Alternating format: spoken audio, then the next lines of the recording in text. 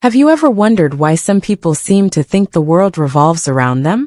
They have a way of making you feel small, insignificant, and in some cases even invisible.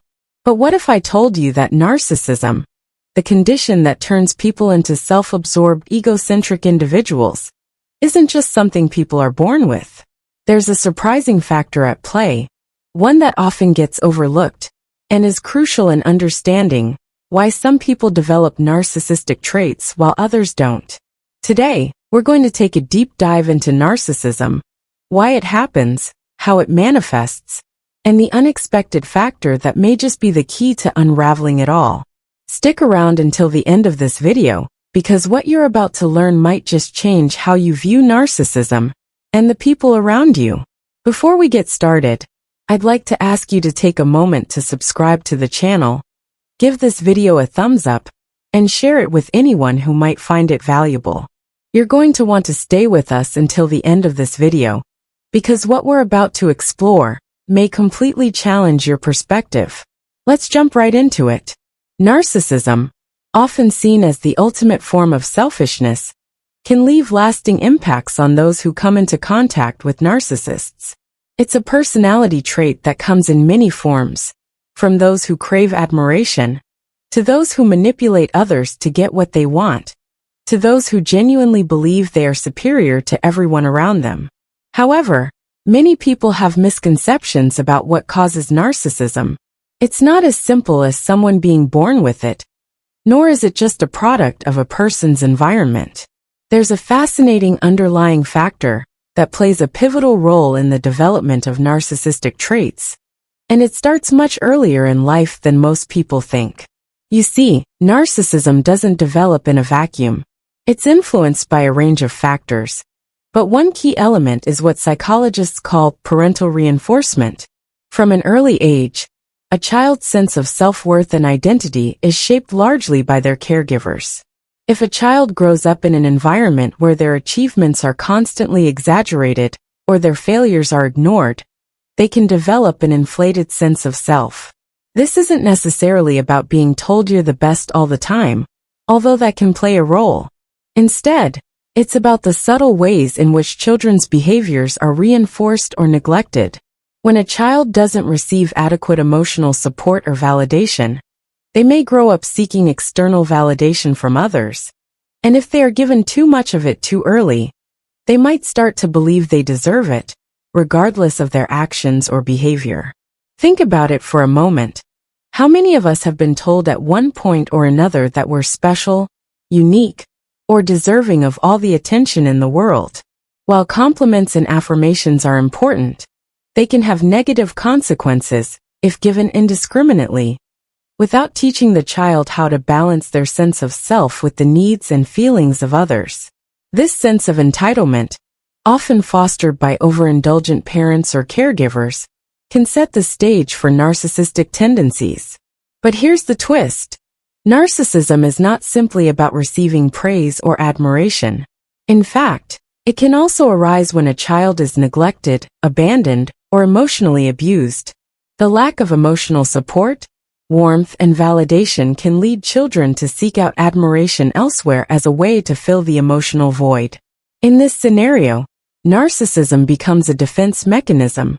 Instead of feeling vulnerable and empty, a narcissist may project an image of themselves as superior, all-powerful, and deserving of admiration, because they never received the love or attention they needed as children. One might think that someone who has been raised in a loving, supportive environment would never develop narcissistic traits. But that's not always the case. In fact, the line between confidence and narcissism can be thin, and it's not always easy to tell when someone has crossed it. The surprising factor lies in the feedback loop that occurs when these narcissistic traits are continually reinforced. The more a person seeks validation, the more they receive it, and the more they receive it, the more they believe they are entitled to it. It's a dangerous cycle that keeps feeding itself, often leading to relationships that are toxic, manipulative, and draining for everyone involved. Now, let's take a closer look at the psychological mechanisms at play here. A core trait of narcissism is a lack of empathy. Narcissists often have difficulty understanding or caring about the feelings of others. This can manifest in various ways, such as ignoring the needs of their partners, belittling others, or manipulating situations to serve their own interests. But this lack of empathy isn't always the narcissist's fault. It often comes down to early childhood experiences that either failed to teach the person how to empathize or actively discouraged it. There's a fascinating phenomenon called mirroring, which is the process by which a child learns to understand and reflect the emotions of others. When a child is consistently validated and shown empathy, they learn to return that empathy to others. But in the case of narcissistic individuals, their emotional development may have been stunted. They may not have learned how to mirror others' emotions effectively, leading them to become emotionally detached and self-centered. As we delve deeper into this issue, it's important to acknowledge that narcissism isn't a one-size-fits-all condition. It can manifest in different ways, and not all narcissists are outwardly grandiose. Some people may be covert narcissists, quiet, passive, and introverted, but still crave admiration and validation. Others may have what's called vulnerable narcissism, where their fragile sense of self is constantly under threat, and they react with defensiveness or aggression. These people might not come across as confident, but they are still dealing with deep-rooted narcissistic tendencies. But regardless of the specific type of narcissism, there's one thing that's clear: narcissists are deeply insecure. Their inflated sense of self-importance is often a mask for the deep pain and emptiness they feel inside. This insecurity often leads them to be hypersensitive to criticism, unable to tolerate any perceived threats to their fragile ego. And while they may project an image of perfection, the truth is, their need for validation is insatiable. You might be wondering, what can we do about this? Can narcissism be changed? The short answer is yes, but it's incredibly difficult. Changing a narcissist's behavior requires them to recognize that they have a problem and be willing to work on it. This can be a challenging and long-term process, often requiring therapy or counseling. Narcissists need to learn how to develop empathy, understand the needs of others, and build healthier relationships based on mutual respect. This isn't something that can be achieved overnight, but with the right support, change is possible.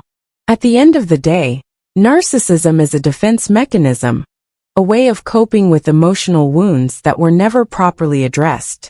The surprising factor that turns people into narcissists is the combination of early childhood experiences, parental reinforcement, and emotional neglect.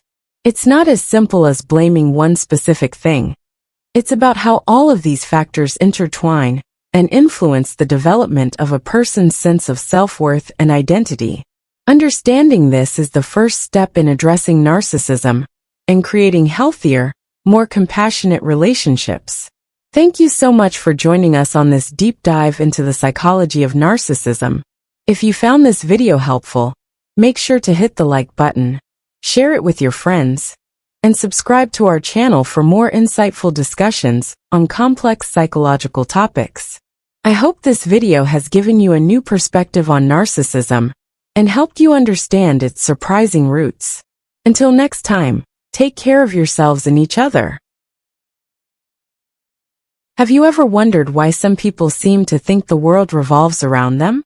They have a way of making you feel small, insignificant, and in some cases even invisible. But what if I told you that narcissism, the condition that turns people into self-absorbed, egocentric individuals, isn't just something people are born with? There's a surprise